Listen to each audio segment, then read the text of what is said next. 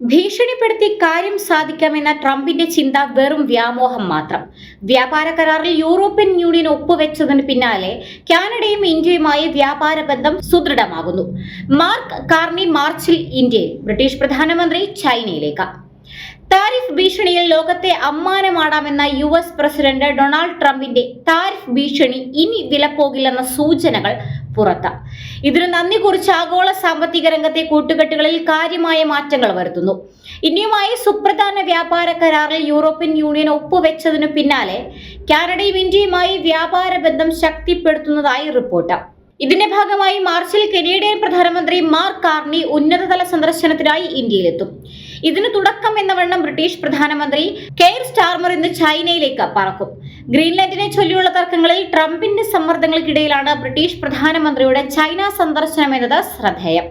8 വർഷത്തിനിടെ ആദ്യമായിട്ടാണ് ഒരു ബ്രിട്ടീഷ് പ്രധാനമന്ത്രി ചൈന സന്ദർശിക്കുന്നത്. 3 ദിവസത്തെ സന്ദർശനമാണ് സ്റ്റാർമർ നടത്തുക. 2 മന്ത്രിമാരും ഡസൻ കണക്കിന് ഉദ്യോഗസ്ഥരുമായും ചൈനയിലെത്തുന്ന സ്റ്റാർമർ വൻ വാണിജ്യ കരാറുകളാണ് ലക്ഷ്യം വെക്കുന്നതെന്നാണ് സൂചന. ചൈനീസ് പ്രസിഡന്റ് ഷീ ജിൻപിങ്ങുമായും അദ്ദേഹം കൂടിക്കാഴ്ച നടത്തും. അതേസമയം 2024 ബ്രിട്ടീഷ് പ്രധാനമന്ത്രിയായി തിരഞ്ഞെടുക്കപ്പെട്ട ശേഷം UK ചൈന ബന്ധം പുനഃസ്ഥാപിക്കുന്നതിനുള്ള നീക്കങ്ങൾ സ്റ്റാർമർ നടത്തി വരുന്നുണ്ട്. തെക്കേഷ്യയിലെ മറ്റൊരു വലിയ ശക്തിയായ ഇന്ത്യയുമായി UK ഇതിനകം തന്നെ ഒരു വ്യാപാര കരാറിൽ ഒപ്പുവെച്ചിട്ടുണ്ട്. ഗ്രീൻലാൻഡ് ഏറ്റെടുക്കുന്നതുമായി ബന്ധപ്പെട്ട യൂറോപ്യൻ രാജ്യങ്ങൾക്ക് നേരെ ട്രംപ് താരിഫ് ഭീഷണി ഉയർത്തുമ്പോഴാണ് യൂറോപ്യൻ രാജ്യങ്ങൾ പുതിയ വാണിജ്യ കരാറുകളിൽ ഏർപ്പെട്ടു വരുന്നത്. യൂറോപ്യൻ രാജ്യങ്ങളെ കൂടാതെ ട്രംപിന്റെ മറ്റൊരു കണ്ണിലെ കരടായ കാനഡ തങ്ങളുടെ പരമാധികാരം സംരക്ഷിക്കാനുള്ള നീക്കങ്ങളിലാണ്.